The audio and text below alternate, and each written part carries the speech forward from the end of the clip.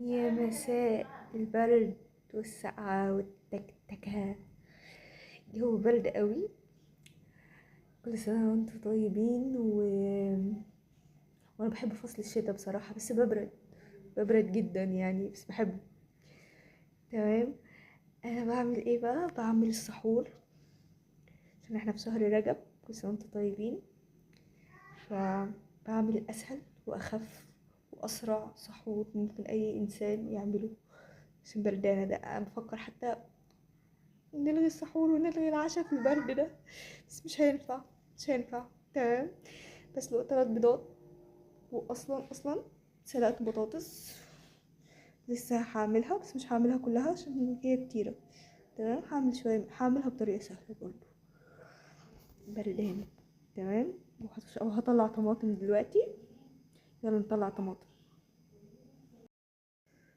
اهو طلع كام واحدة كده عشان تهدى شوية قبل ما اقطعها، عشان تلاجة.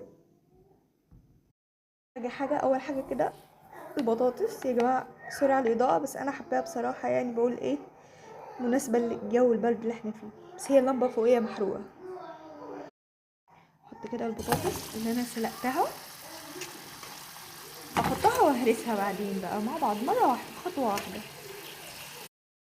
ملح وكمون. يا جماعة البطاطس لونها أبيض، مش عارفة بتطلع صفرا ليه. وأقلب كده وأهرس بقى كل الخطوات مرة واحدة. سبت البطاطس على النار وقطعت الطماطم، لا ملح وفلفل أسمر، وجهزت البيض.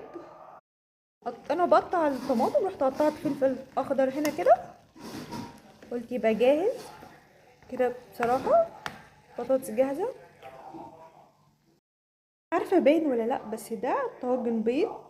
هعمل فيه البيض المسلوق عشان ماما مش بتحب البيض، هعمله لها كده عشان تاكله. اخر حاجه بقى واخلص. ايوه،